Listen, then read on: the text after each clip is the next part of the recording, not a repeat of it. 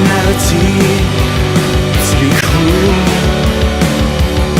Well, I don't know what they say back at your mother's place, but I know for sure that you end up alone if you keep treating people that way.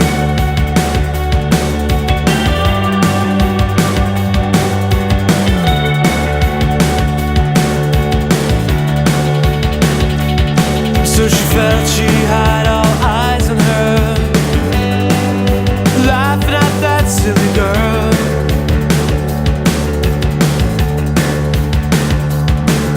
Just sitting there all by herself, humiliated and fooled by the world, or so it seems.